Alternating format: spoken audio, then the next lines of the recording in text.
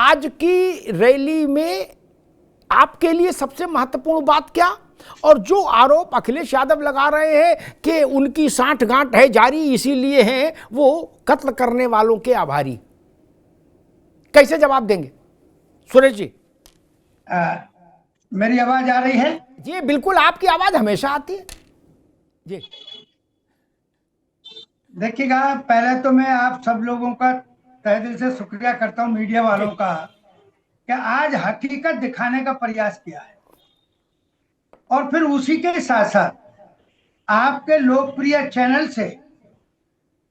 के माध्यम से मैं भी अपने सच्चे तहे दिल से माननीय कांशीराम साहब को सच्ची श्रद्धांजलि।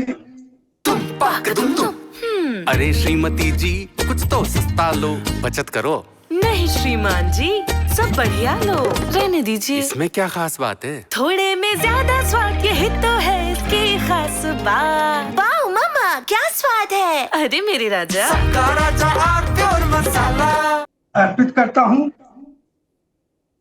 और इसके साथ साथ लखनऊ जितना भी लोग पहुंचा है, कार्यकर्ता, पदाधिकारी, शुभचिंतक, समर्थक साहब को श्रद्धांजलि देने पहुंचे हैं और साथ ही साथ माननीय बहन जी को सुनने पहुंचे हैं, मैं उनका तहे दिल से आभारी हूं।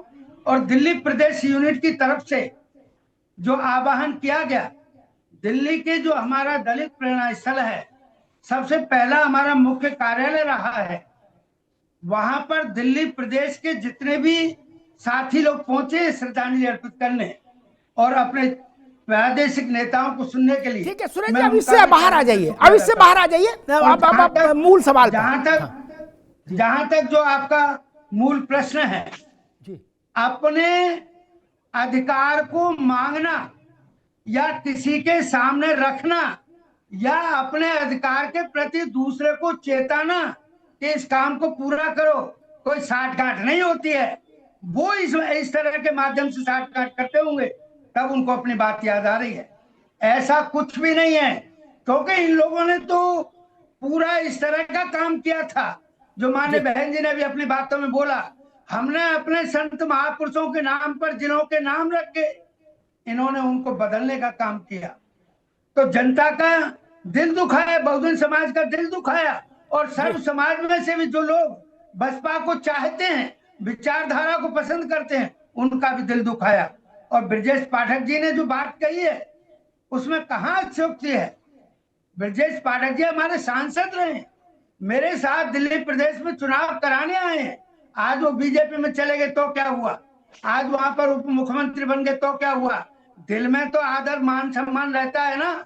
माने बहन जी जो कहती हैं बिल्कुल ठीक कहती हैं, लेकिन ठीक कहने का मतलब ये नहीं है। मैं दोबारा में आऊंगा, मैं ठीक है सुरेश जी, मैं दोबारा में आऊंगा, हाजी नाजिम साहब का चलूंगा। दो बातें मुझे दिखती हैं, एक भाई बुरा ना मानना कोई, मैं थोड़ा मुंह अपने किस्म का आदमी हूं।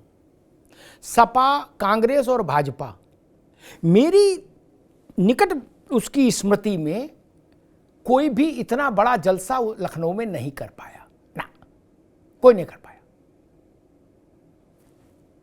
मैं ऐसा मानता हूं। ठीक, बाकी सबको अलग मानने का अधिकार है, लेकिन मुझे ऐसा लगता है इतना बड़ा जलसा कोई नहीं कर पाया। और जब आप लंबे समय से सत्ता से दूर हो, 12 में बहन जी की सत्ता चली गई थी, 12 दूनी 24, 12 साल डबल 13 साल हो गए सत्ता से दूर।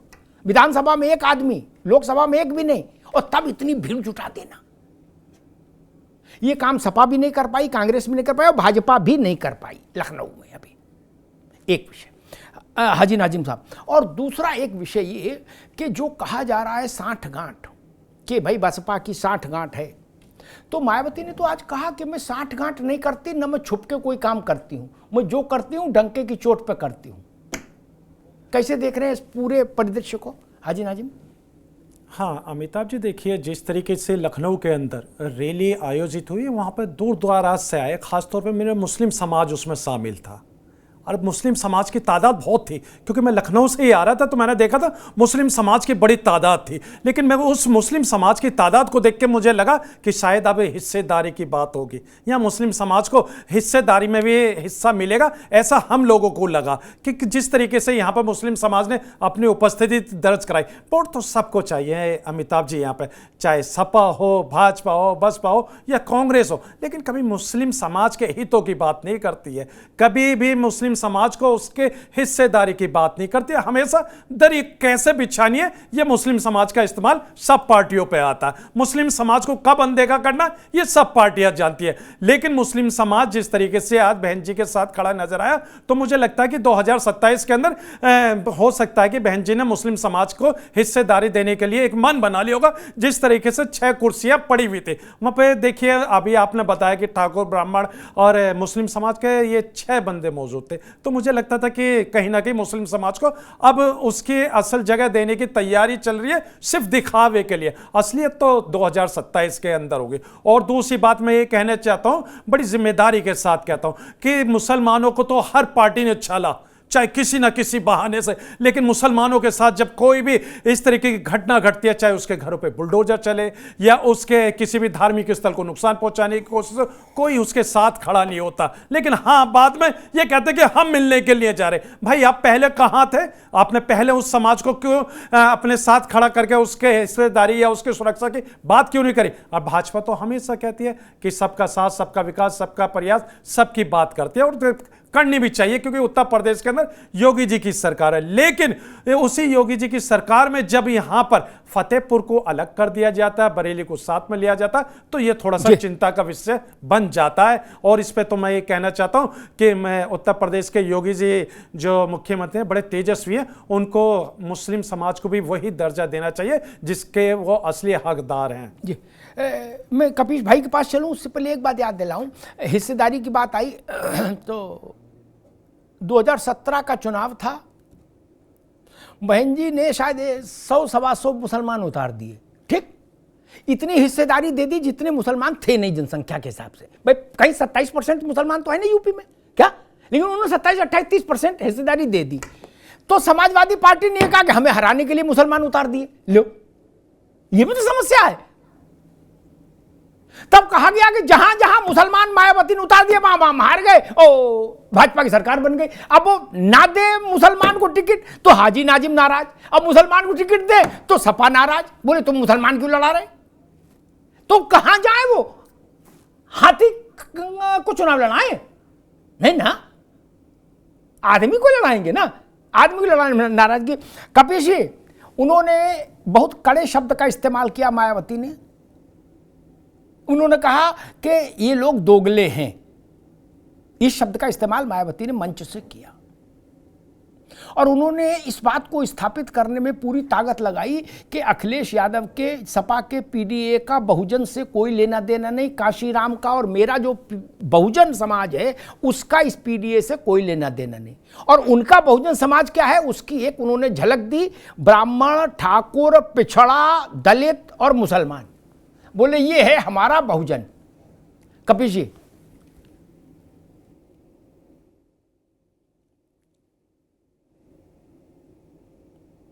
आवाज मिल रही है मेरी? जी हाँ मिल रही भैया, आवाज आ रही है? जी आ रहे। अमिताभ जी, सबसे पहले बात तो ये कि काशी जी को जो है हम लोग अपनी श्रद्धा सुमन अर्पित करते हैं, और आज पूरे जिले के अंदर, पूरे प्रदेश में सारे जिलों के अंदर हम लोगों ने ये कार्यक्रम उनका मनाया, और सभी को हम लोग चाहते हैं कि उनकी तरीके से एक आदर्श के रूप में काम करें। और दूसरी चीज कहते हैं कि कांशीराम जी ने कभी सोचा नहीं होगा कि जिन्होंने उन्हें अपना उत्तराधिकार दिया वो कभी इस तरीके की भाषा का प्रयोग करेंगी जिसका प्रयोग अभी आपने किया है। दोगली राजनीति तो वो करते हैं जो 5 से 10 हो जाते हैं, साथ आते हैं, साथ चलने की कसम खाते हैं, और बिना बताए अलग हो जाते हैं और कहते हैं साहब वो तो वोट ट्रांसफर नहीं हुआ। तो दोगला कौन? दोगला कौन? और जिससे आप लड़ने आते हैं उसका राष्ट्रपति बनवाने के लिए, उसका एमएलसी बनवाने के लिए, उसका राज्यसभा सांसद बनवाने के लिए दोगलई इस स्तर पर होती है कि भाई सपा को हराना है और भारतीय जनता पार्टी को खुल करके समर्थन देना। तो दोगली राजनीति कौन करता है वो पूरी देश और पूरी दुनिया जानती है। हमने तो उन्हें आचरण से भी दिखाया था कि माननीय राष्ट्रीय अध्यक्ष जी, उनकी पत्नी अपनी बुआ मानते हुए उनका चरण स्पर्श करके आशीर्वाद लिया था। और बुआ ने किस कदर पिछवाड़ी एक पिछलत्ती दिया है, तो उसके लिए वही कहावत है कि आगे चलो तो दांत काट लो, पीछे चलो तो लात मार दो। अब मैं एक बात कहता हूं, समता मूलक समाज की स्थापना बहन मायावती जी के बस की है। जो 6 लोगों को अपने स्टेज पे बैठाई थी, अपने तो किनारे बैठी थी बड़ी वाली कुर्सी पे। ये तो समानता नहीं है। ऐसी समानता देखनी हो तो रोज प्रेस कॉन्फ्रेंस हमारे जो है मुख्य कार्यालय पे लखनऊ में होती है। आप देखिए माननीय राष्ट्रीय अध्यक्ष जी के अगल बगल कौन होते हैं, और वो एक साथ बैठते हैं। किसी की कुर्सी अलग नहीं होती, किसी की कुर्सी बड़ी नहीं होती, किसी की कुर्सी छोटी नहीं होती। समता मूलक समाज की स्थापना मुंह से नहीं की जाती है, कर्मों से की जाती है। दूसरी चीज उन्होंने क्या कहा कि भारतीय जनता पार्टी ने उनके द्वारा किए गए प्रार्थना पर उनके द्वारा बनाए गए जो स्मारक हैं उनकी बड़ी देखभाल की। तो बहन मायावती जी जरा अखिलेश यादव जी के भी काल को उठा करके देख ले कि उसके रंग रवाओं से लेकर के और पौधा जो उनके जो है वो पौधे सूख गए थे नारियल के, उसके जगह पे हम लोगों ने बकायदा कैरवेंडर का पेड़ पौधा लगवाए। और आज का रख रखाव देख लीजिए, गुजर जाइए स्मारक के किनारे से, ये कैसा रख रखाव के पूरा की पत्थर पे कालिख जमी हुई है। ये कालिख बस मुंह तक नहीं पहुंची है। और आप स्वयं देख लीजिए कि बहन मायावती जी की जो 60 गांठ है भारतीय जनता पार्टी के सामने है। और ये भी मैं आपको कह रहा हूं, एक बड़ी बात कह रहा हूं, 2027 में भारतीय जनता पार्टी इस बात को बहुत अच्छे से जानती है कि उसकी सरकार नहीं बनने वाली है। इसलिए वो बहन मायावती जी के साथ दबाव की राजनीति करके जो 400 करोड़ रुपए का घोटाला है उसको दिखा के धमका करके अपने साथ ला रही है। 2027 में बहुजन समाजवादी पार्टी भारतीय जनता पार्टी के साथ मिल करके चुनाव लड़ेगी। ठीक ठीक। अरे श्रीमती जी कुछ तो सस्ता लो, बचत करो। नहीं श्रीमान जी, सब बढ़िया लो, रहने दीजिए। इसमें क्या खास बात है? थोड़े में ज्यादा स्वाद, यही तो है इसकी खास बात। वाओ मामा, क्या स्वाद है। अरे मेरे राजा, मसाला